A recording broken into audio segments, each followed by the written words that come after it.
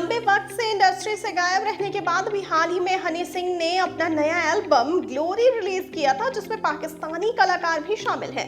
इस दौरान उन्हें फिर से माफिया मुंडीर के बारे में बात करते हुए देखा गया। उन्होंने बादशाह के खिलाफ भी कुछ बातें की। कई जगहों पर बादशाह को भी इस ग्रुप के बारे में बात करते सुना गया। अब सवाल यहाँ ये उठता है कि आखिर ये माफिया मुंडीर है क्या, जिसको लेकर अक्सर चर्चा होती है और अलग अलग दावे किए जाते हैं।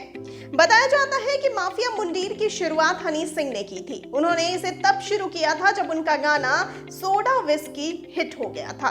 माफिया मुंडीर का असल मतलब ऐसे लोगों का प्लेटफॉर्म है जो जोखिमों से नहीं डरता। करियर की शुरुआत के कुछ वक्त बाद हनी सिंह की मुलाकात बादशाह से हुई और फिर दोनों ने साथ मिलकर काम करना शुरू कर दिया। बाद में हनी सिंह ने दिल्ली के एक ग्रुप को इसमें शामिल किया, जिसमें रफ्तार, इक्का और लिल गोलू थे। माफिया मुंडीर इन 5 रैपर का एक प्लेटफॉर्म था जिसने साथ मिलकर काफी शानदार काम किया। कुछ वक्त बाद इसमें पंजाबी आर्टिस्ट को भी शामिल किया गया, जिसमें जे स्टार, निंजा, अल्फाज, मनी औजला का नाम शामिल है। माफिया मुंडीर ने कई हिट गाने दिए, जिसमें डोप शोप, गबरू, हाय मेरा दिल, ग्लासी, गेट अप जवानी और सिफ्तान का नाम शामिल है। माफिया मुंडीर एक प्लेटफॉर्म था जिसमें कई टैलेंटेड रैपर्स शामिल थे। ये प्लेटफॉर्म जब बना तो रैप इंडस्ट्री में हलचल मच गई।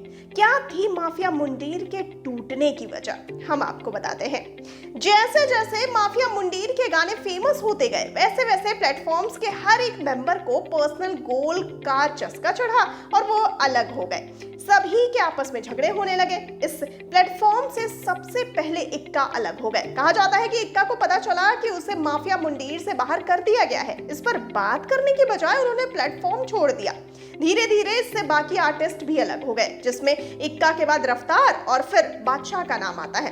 प्लेटफॉर्म छोड़ने की वजह के बारे में बात करते हुए एक बार रफ्तार ने कहा था कि डोप शोप गाना उन्होंने लिखा और शूट किया था, लेकिन गाना जब फाइनल रिलीज किया गया तो रफ्तार उसमें शामिल नहीं थे। बादशाह की भी यही शिकायत थी कि उन्हें काम के लिए क्रेडिट नहीं दिया गया, जिसके चलते 2011 में वो भी माफिया मुंडीर से अलग हो गए।